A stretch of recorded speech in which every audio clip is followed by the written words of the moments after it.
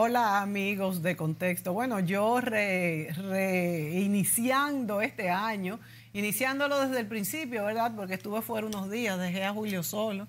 Julio lo oía ahí que me estaba deseando muchas buenas cosas. Julio Ortega, usted es tremendo. No, porque yo no tengo oportunidad de esquiar.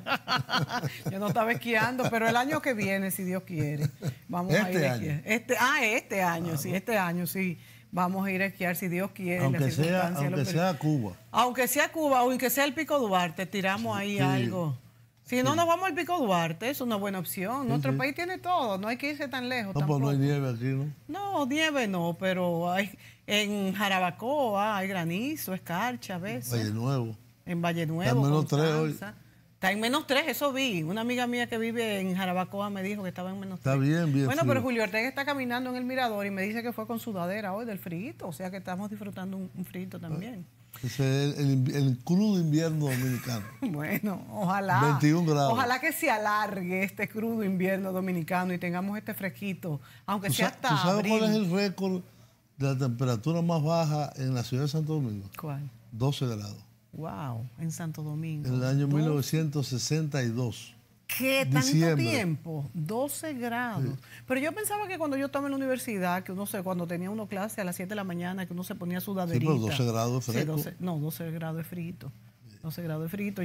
Por donde yo estaba, estuve mucho a 12 grados y hacía buen No, pero frito. son Fahrenheit, que otra cosa. 12 grados Fahrenheit es como menos 10. No, pero que yo no estaba esquiando, Julio, como tú dices. Yo no estaba en 12 grados. Pero hace Fahrenheit. frío por ahí. Sí, hace frío. No, pero estaba como en 12 grados Celsius y llegó hasta 0 en algún momento, pero no más de ahí. Señores, y hoy vamos a hablar de un tema muy interesante. Hoy vamos a hablar de, primero, la decisión de Donald Trump ese 19 de diciembre de retirar las tropas norteamericanas del territorio de Siria. Del norte de Siria. Del norte de Siria y bueno, ya están bien al norte porque como hemos ido hablando en este mismo programa. Nunca pasaron del Éufrates. Nunca pasaron, pero el Estado Islámico estaba tomando una gran parte de lo que era Siria. Ahora mismo está muy... Quien derrotó al Estado Islámico fue Rusia. Bueno, Julio, eso hay mucha controversia. Absolutamente. Hay mucha controversia. 100%. Estados Unidos hasta los ayudó. Hay mucha controversia y acuérdate que la historia es larga, porque todo comenzó en el 2011 cuando hubo esta revuelta. No, pero es otra cosa. Sí, pero ahí fue... Estoy hablando del Estado Islámico. Ahí fue que tomó fuerza, o sea, después de esta revuelta supuestamente pacífica de los rebeldes para sacar a Al-Assad del poder, cosa que pacífica. Nunca... Supuestamente, por eso dije eso. Fíjate que utilicé la palabra supuestamente pacífica, que provocó una guerra civil, y no solamente una guerra civil, sino que ahí en este territorio sirio se armó una guerra de corte internacional, porque ya teníamos por un lado pues los Estados Unidos apoyando los supuestos rebeldes, primero los rusos, los rusos apoyando al Assad.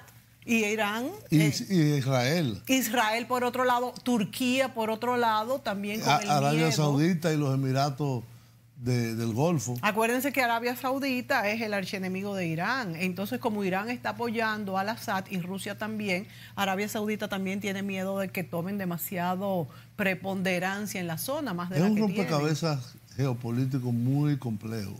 Muy complejo. El de Siria, donde intervienen factores, intereses, fuerzas muy diversas. Y una de ellas, que fue la más publicitada, fue el éxito que tuvo a partir de 2015, 2014, 2015, distintas facciones yihadistas que se unificaron en el llamado califato del Estado Islámico, que llegaron a dominar una amplia franja, sobre todo del norte y el centro de Siria. Ahí tenemos el mapa atrás, si Laura no lo pusiera pero ese es el mapa de hoy. Eso iba a decir. Ya ahí desapareció. Ese es el mapa actual. Fíjense que todo lo azul... Se puede poner entero la pantalla. Sí, todo lo azul es ya Siria, o sea, el gobierno de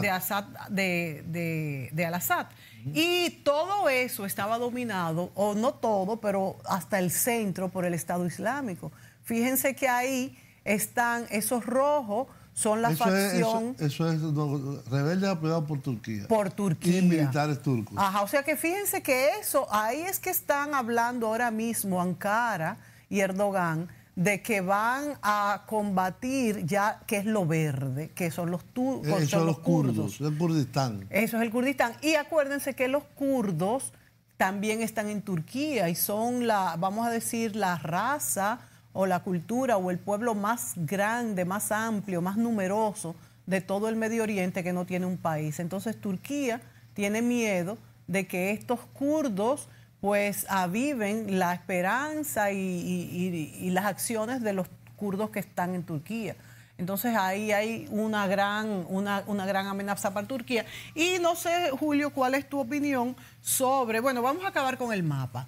Aquí fíjense que esto negrito... color naranja, ajá, que dice Idlib arriba, es una combinación de rebeldes sirios de la oposición, vamos a decir, y grupos yihadistas. Que dicen también, que son apoyados por Turquía, los yihadistas. Hay una mezcla ahí. Hay una mezcla. Después que Alepo, que se ve muy pegado de la parte naranja y de la parte verde, roja, fue tomado por las fuerzas del gobierno. Alepo es la ciudad más grande que Damasco, inclusive. Ah, Alepo es más grande que Damasco. Sí, es la principal ciudad. Está muy destruida. Sí, muy quedó destruida. muy tocada por el combate. Fue un punto de combate tremendo. Y el país entero está destruido. Pero esa zona que dice Idlib en el medio es donde se refugiaron los que quedaron de las fuerzas opositoras, diríamos, no yihadistas. Sí. ¿Dónde está el Estado Islámico? Si ustedes ven... Eso, ese negrito muy Irak, pequeño. Hay un pedacito... un puntico cerca de Ajin que está como negrito ahí o azul, no sé qué color. Sí, como azul oscuro. Y en el medio hay un pedacito que también... Las partes blancas son que no tienen control porque es un desierto. Sí. Es un gran desierto esa parte de Siria, la mayor parte de Siria, con excepción del oeste de Siria, que es... y la parte que está a lo largo del Éufrates, ese río que viene desde Turquía y que atraviesa todo el noroeste. Acuérdense que ahí comenzó la civilización. Bueno, entre el Éufrates y el Tigris, que está del otro lado. Sí. Está al extremo este, está el Tigris, se ve un gran río que vas a pasar. Entre esos dos, que dice Irak, ahí fue que comenzó Mesopotamia. Sí. Y es la cuna de la civilización occidental, por lo menos, porque China también tuvo un desarrollo paralelo. Entonces, esta situación, hay un pedacito también en el sur que está controlado por los rebeldes sirios, pero básicamente son zonas protegidas por los Estados Unidos. En la medida en que las tropas norteamericanas se retiren, este equilibrio que se ha mantenido por más o menos un año y medio, puede alterarse por varios factores. Primero, Turquía ha manifestado que quiere incursionar en la parte verde, que es el Kurdistán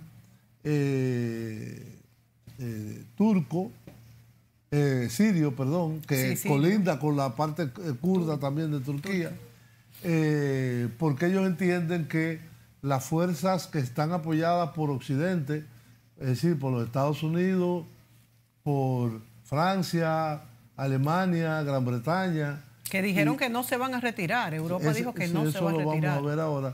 Ellos dicen que van a entrar, que van a entrar y que van a limpiar eso de esos rebeldes. Ya pueden quitar el mapa, ponerlo atrás. Es importante también decir que los rebeldes son varias facciones, o sea, no es un solo grupo y que lo único que tienen en común... Son decenas. Son decenas de facciones y que lo único que tienen en común es que quieren derrocar a Assad, al presidente actual, bueno, desde el 2011. Pero estas facciones, vamos a decir, que están apoyadas por diferentes países. Los kurdos, que estaban...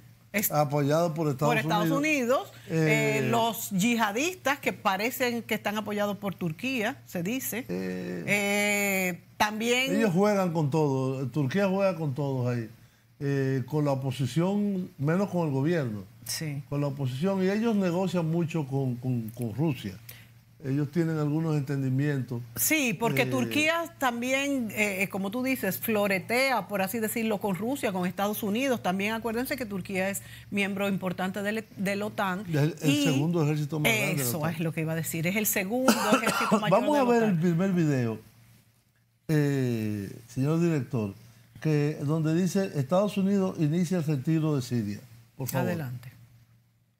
El gobierno de Donald Trump dio a conocer hoy que comenzó el retiro de las tropas de su país en Siria. Pero, ¿cuál es la actual situación de ese país a casi 8 años ya del comienzo de la guerra civil? Veamos. Aquí en el mapa observamos las zonas rojas controladas por el ejército y que hoy constituyen más del 60% del territorio del país. Las verdes y negras que se han ido reduciendo y son controladas por los rebeldes o pequeños remanentes del Estado Islámico. Y también van a ver allí las amarillas controladas ahora por las fuerzas kurdas. Según los datos de la cadena árabe Al Jazeera, al menos unas 465.000 personas han muerto producto del conflicto, mientras que más de 12 millones de sirios, es decir, 1 de cada 2, han debido desplazarse internamente o han tenido que sencillamente salir del país, especialmente a Turquía, producto de este conflicto. El 50% de la infraestructura del país ha sido destruida, generando un costo económico que se calcula en unos 210.000 millones de dólares, es decir, más de la mitad de la producción de todo Chile en el año 2017. Un país donde se encuentran unos 2.000 efectivos estadounidenses que el gobierno de Trump planea retirar en una medida que ha desatado controversia en su país.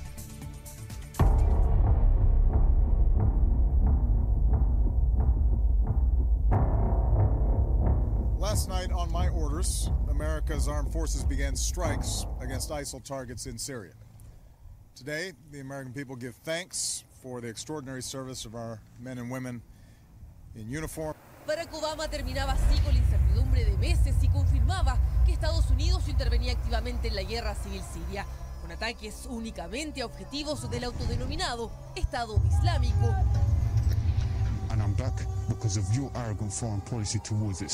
Se necesitó 4 años para que el país, que continúa bajo el régimen de Bashar al-Assad, pudiera retomar el control de las principales ciudades, dejando al Estado Islámico reducido a pequeños focos. Fue eso lo que habría inspirado a Donald Trump a decidir que la misión de sus tropas en el país, con 2.000 efectivos, había terminado. Hemos derrotado al Estado Islámico en Siria, la única razón para estar allí durante mi presidencia. La confirmación llegó en un tuit del presidente pocos minutos después que los medios especularan con este anuncio, una medida que formó parte de las promesas de campaña de Trump y que se consigue tras el triunfo sobre los yihadistas en la ciudad de Hallín.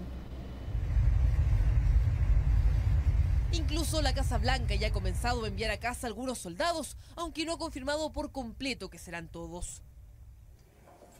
Por primera vez en mi vida tenemos un presidente con el coraje suficiente para declarar la victoria y traer las tropas a casa. En sus 4 años, Estados Unidos ha trabajado con las milicias, entrenándolos y combatiendo a las fuerzas yihadistas como parte de una coalición global que intenta acabar con el Estado Islámico. También ha demostrado su absoluto rechazo al régimen de Bashar al-Assad, a quien se le acusa de atacar a su propia población con tal de acabar con los rebeldes, quienes desde hace 8 años se enfrentan al gobierno en esta guerra civil para sacarlo del poder.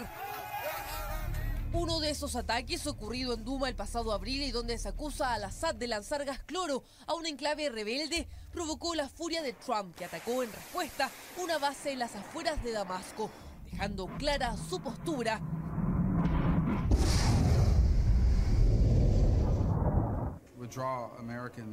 La decisión de sacar la presencia de Estados Unidos en Siria es, a mi parecer, un error colosal, un error grave que va a tener repercusiones significativas en los años que vienen. Pero muchos sectores no ven con buenos ojos la salida de Trump. no solo por el conflicto interno en el país, sino porque deja la zona bajo el control de los aliados de Al-Assad, Rusia e Irán, es decir, un rival y un enemigo de Estados Unidos.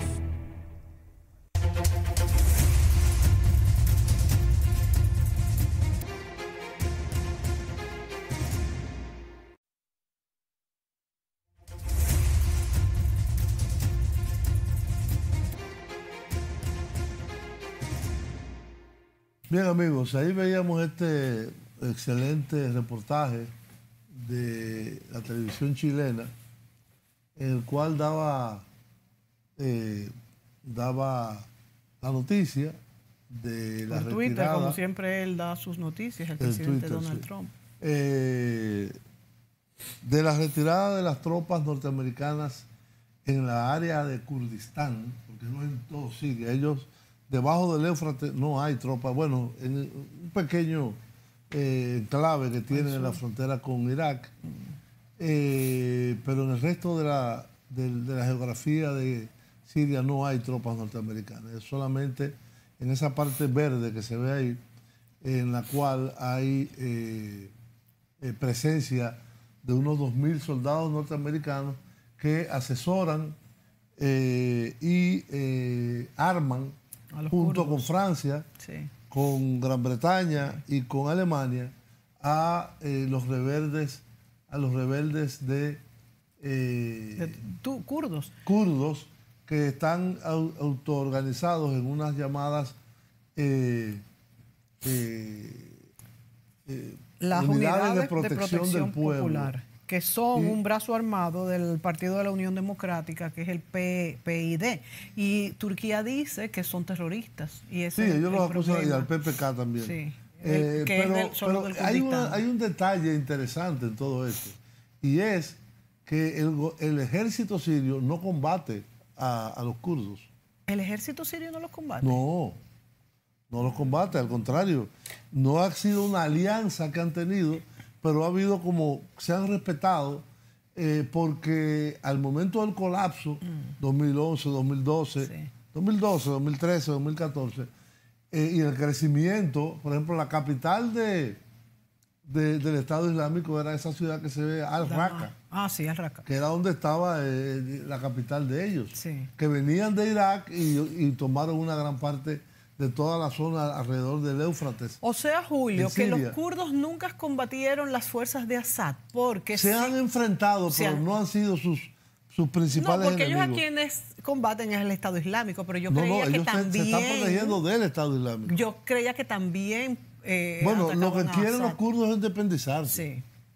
Pero con Estados Unidos... Inclusive el gobierno de Assad, en una jugada inteligente, él ha dicho que está dispuesto a un arreglo en el cual haya una amplísima autonomía, cuasi independencia, dentro del marco de Siria, de la parte de Kurdistán. Que es una parte que también quizás más adelante vamos a enfocar, quizás en el segundo programa, es como Al-Assad es de la minoría.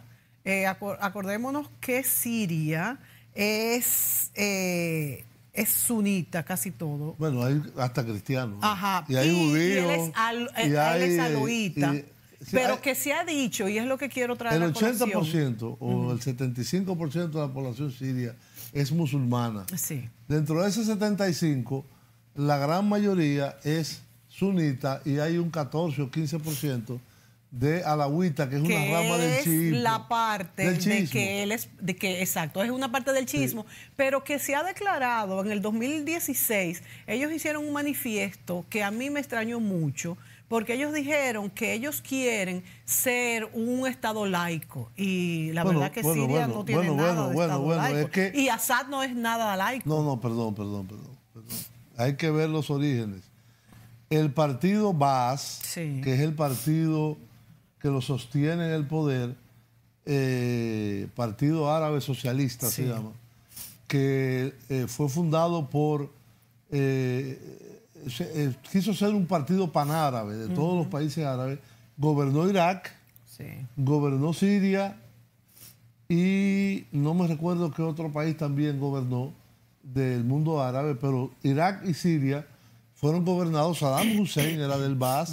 Y Hafez al-Assad, que es el padre de Bashar al-Assad, que estuvo en el poder 30 años, del 70 al 2000, era del Baas. El Baas es un partido laico. O sea, y es de aloítas. No, laico. Ellos plantean la laicidad del Estado y que no se inmiscuyeran dentro de las religiones. Pero al-Assad no lo ha hecho así. No, espera. Entonces, esa posición que también la tenía Saddam Hussein era sunita, y en Irak los sunitas son minoría. Sí, igual que pasa con Assad. Assad es chiita. Pero también es minoría. Que es minoría en Siria, entonces es a la inversa. Sí. En Irak la mayoría son chiitas y los sunitas son minoría. Pero además en Siria hay bastante tolerancia históricamente religiosa. Hay cristianos que como un 20%, hay judíos y hay de otras religiones minoritarias muy extrañas que también existen en esa zona.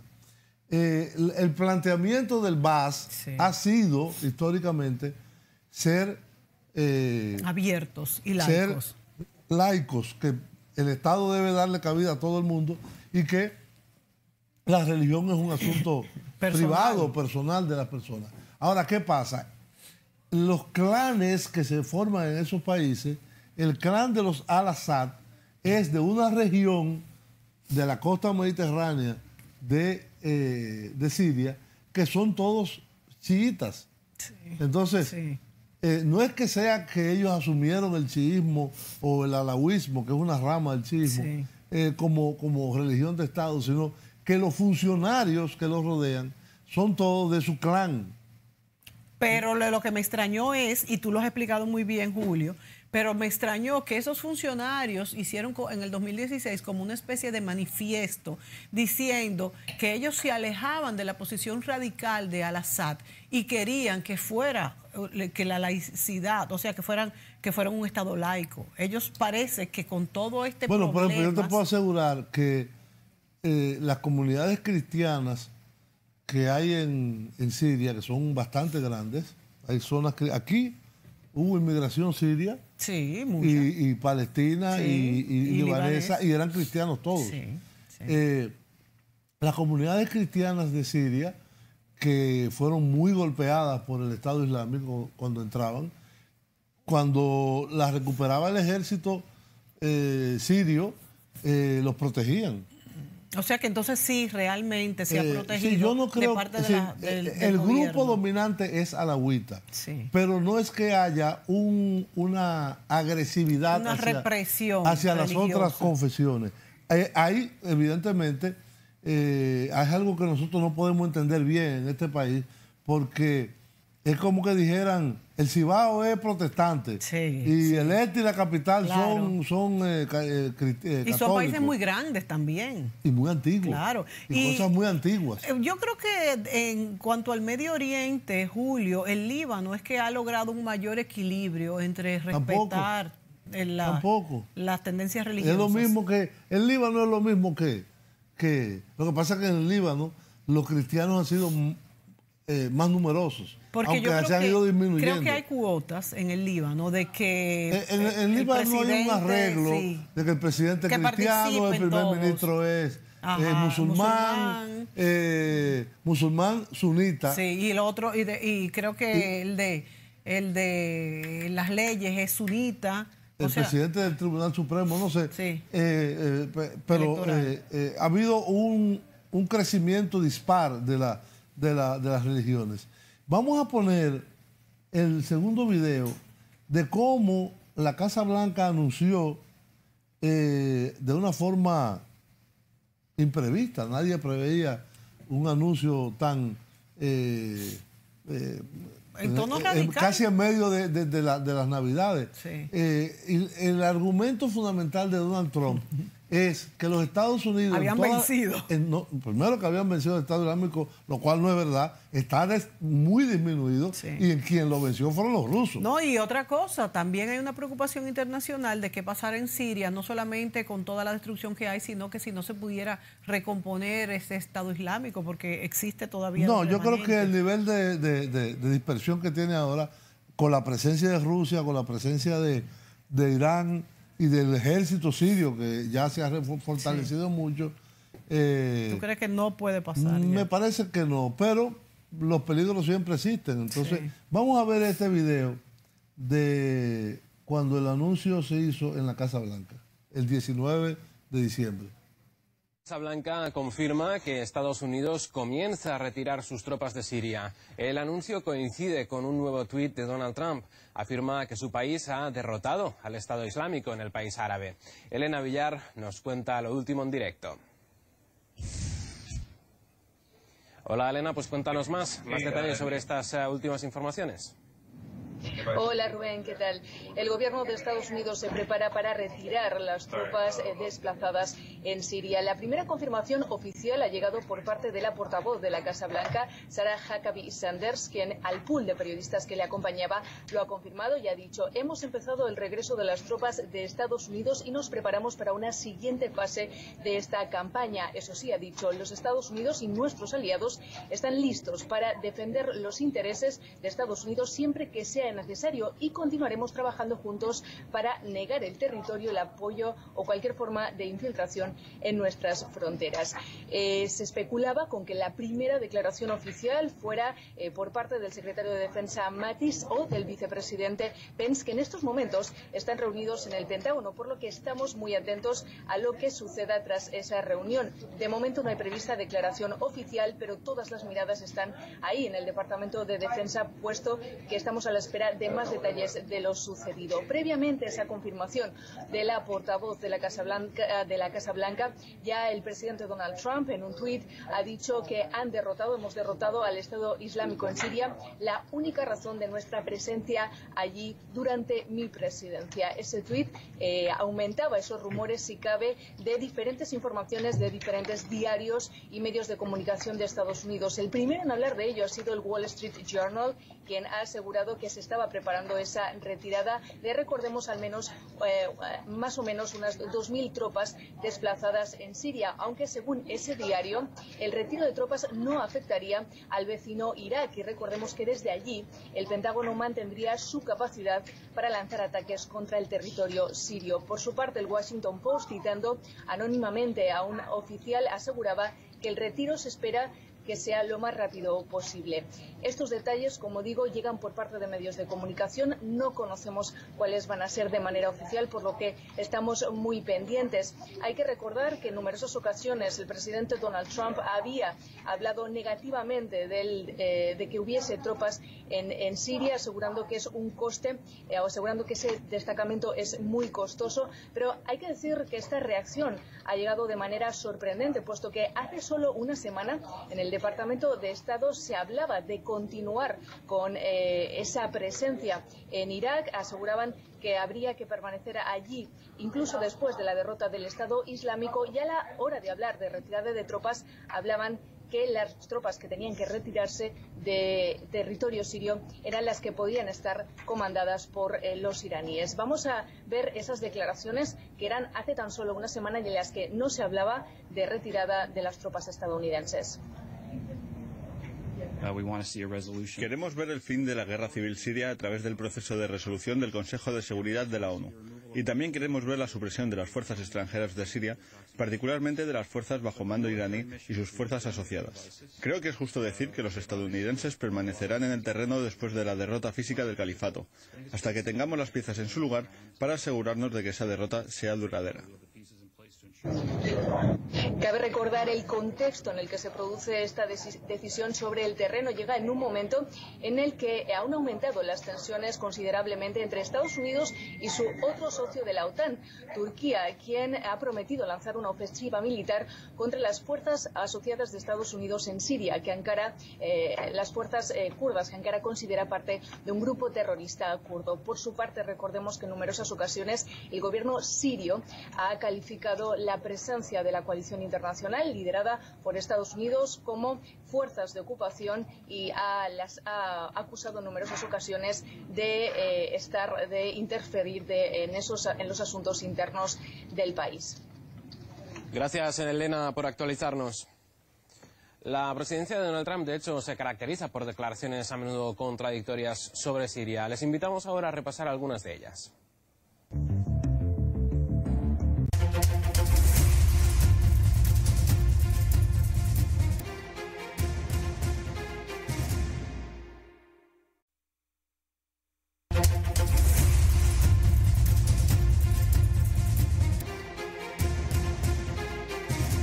Bien, amigos de Contexto, estamos de vuelta en este programa sobre el anuncio de la retirada de las tropas de los Estados Unidos del norte de Siria y, por lo tanto, un elemento que altera los equilibrios de poder y de balance que se ha ido conformando de forma muy precaria en esa zona del Medio Oriente. La gente se puede preguntar, pero ¿y qué pasa si la gente en el mundo siempre está pidiendo que el intervencionismo norteamericano se detenga? ¿Y por qué ahora critican esa retirada? Primero, hay mucha gente que lo ha criticado por la forma.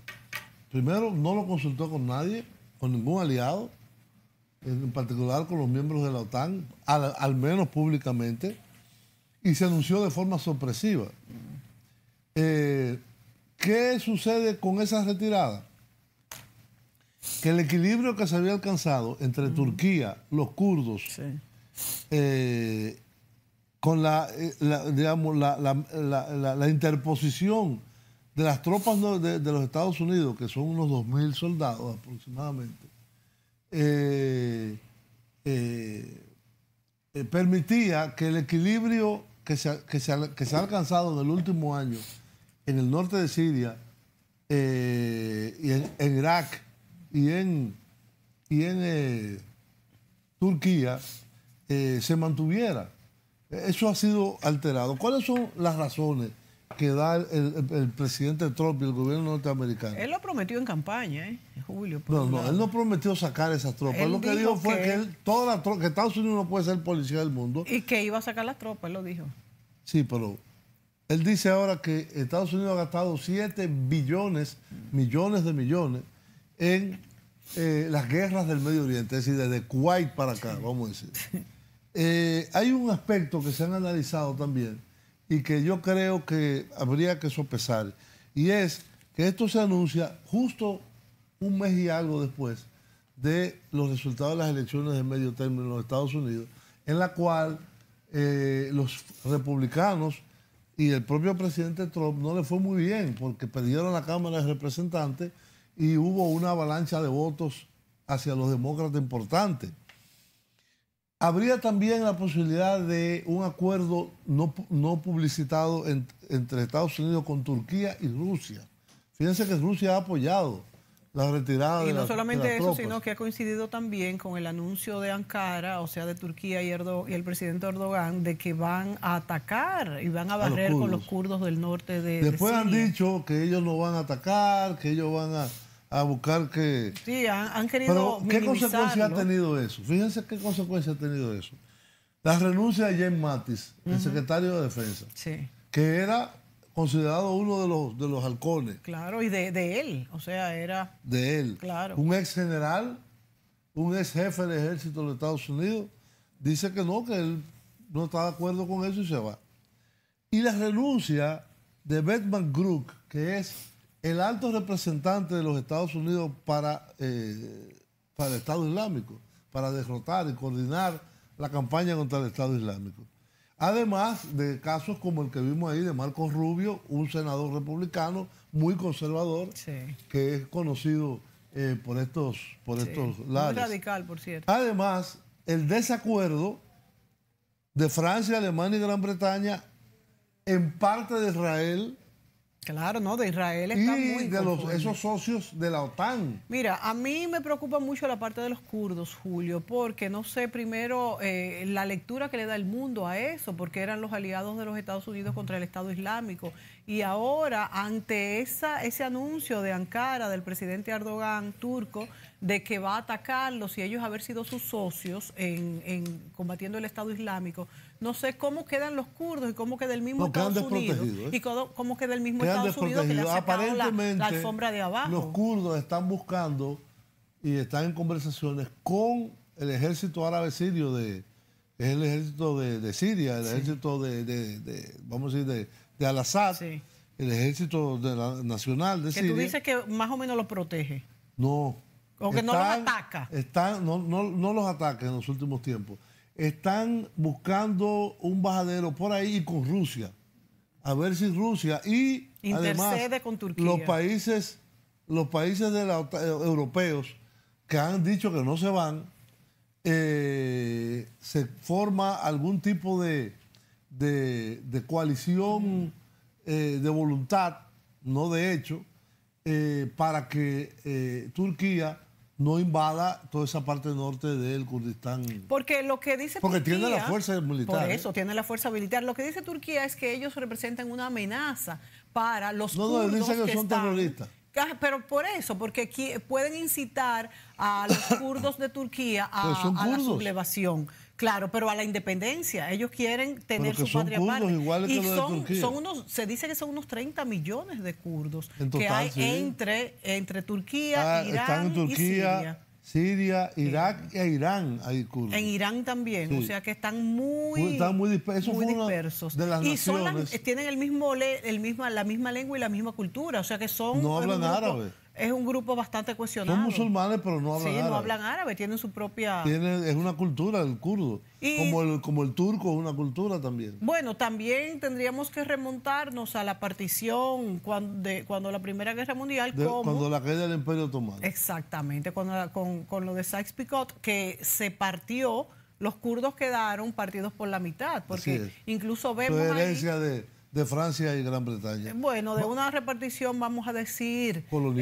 colonial y también vamos a decir injusta, porque aunque fuese colonial, se debió haber respetado... Pero eso también pasó en África. Sí, muchas veces, sí pasó. En toda África. El problema es que las reparticiones coloniales y ese trazado de fronteras no se respetó en esa época de las guerras mundiales, el siglo pasado, principios. Y el 19 también. Sí, también más todavía. No se respetaron la cuestión de los pueblos, que era algo tan importante. No, eso no lo tenían en cuenta. Qué pena. Eran todos árabes, todos africanos. Exacto, y no es lo mismo, y incluso hemos visto cómo este mismo problema de Siria no corresponde al escenario inmediato pasado, sino como hemos visto todos estos grupos desde Turquía, Rusia, Estados Unidos, Francia, los israelitas y los mismos árabes, cómo corresponden a herencias que tienen que ver, que vienen desde el 1916.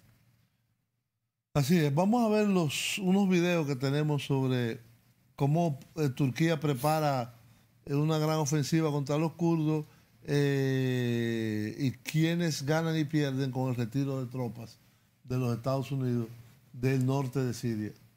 Vamos a ver esos dos videos. Turquía anuncia una inminente incursión contra las fuerzas kurdos sirias en el norte de Siria. Una operación que debe coordinar con la retirada de las tropas estadounidenses del país, anunciada la semana pasada por el presidente Donald Trump. Esta decisión provocó la dimisión del secretario de Defensa, contrario a abandonar a su suerte a quienes habían sido sus principales aliados en el conflicto, las milicias kurdas del YPG, consideradas terroristas por Ankara. Por supuesto, estamos preocupados por las declaraciones de Trump y por continuar nuestra eficiente cooperación con él. Visitaremos Moscú un día de estos, aseguraba el presidente turco Recep Tayyip Erdogan.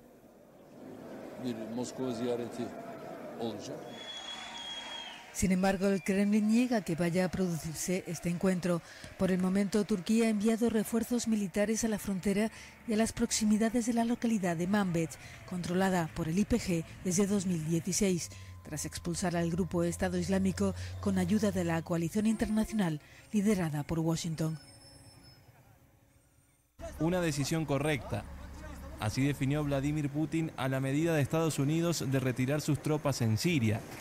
El presidente ruso coincidió con su par estadounidense Donald Trump en que el Estado Islámico fue derrotado, aunque no descartó que pueda reagruparse. Además, recordó que la intervención estadounidense no era necesaria y puso en duda que la medida se haga efectiva.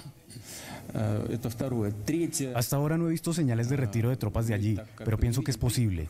No olvidemos que esa presencia, la presencia de las fuerzas estadounidenses, no es legítima. Desde Europa, las respuestas fueron diferentes. Reino Unido, Alemania y Francia ratificaron que continuarán en Siria porque el Estado Islámico sigue siendo una amenaza. Mientras tanto, las fuerzas democráticas sirias, aliadas de Estados Unidos en el norte de Siria, advirtieron que la medida puede abrir la puerta a la recuperación del grupo islamista. Ciudadanos kurdos sirios se movilizaron en la frontera con Turquía y repudiaron la medida de Trump. Rechazamos a Trump y consideramos su decisión como una traición al pueblo kurdo. No aceptaremos su decisión y no abandonaremos nuestra tierra y nuestra patria. Por su parte, ante la amenaza de desestabilización en Medio Oriente, el presidente israelí Benjamin Netanyahu prometió intensificar su lucha contra Irán, mientras que los gobiernos de Turquía y la República Islámica se comprometieron a profundizar la cooperación para frenar las disputas en la región.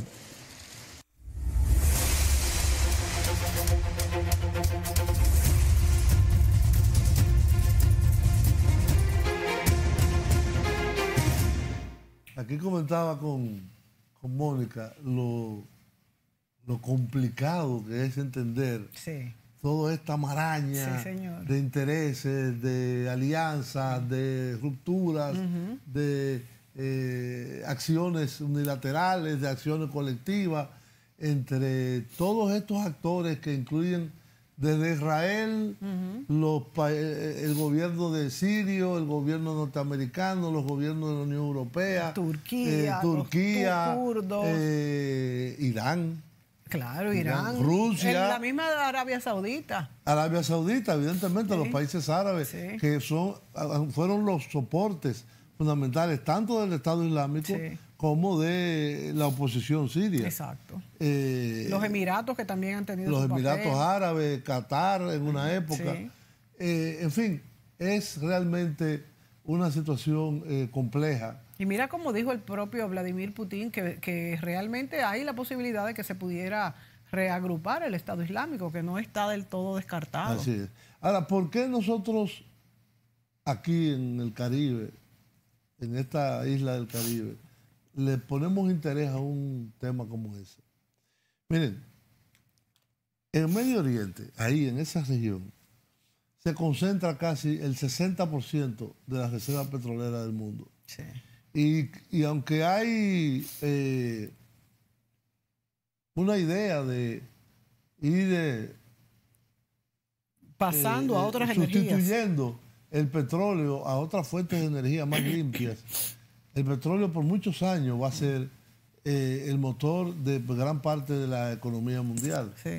Entonces, si hay un desajuste muy grande de del mapa geopolítico que se ha venido conformando en los últimos 3 o 4 años en Oriente Medio, y particularmente en Siria, Irak, Turquía, eso puede afectar muchísimo a los precios del petróleo y a los suministros inclusive. Incluso podemos mencionar que China e Irán han comprado petróleo ya que no ha sido en dólares. O sea, que están sustituyendo las compras en dólares por los llamados petroyuan. Exacto. Es decir, China está ya incursionando en algunos mercados internacionales de materias primas muy importantes sin usar dólares. Recuerdo que en el caso de Irán, además, la República Islámica, y le pasó también a Saddam Hussein, que aparentemente fue uno de sus problemas más serios, declararon que no iban a usar el dólar para sus transacciones, sino iban a usar el euro. Sí.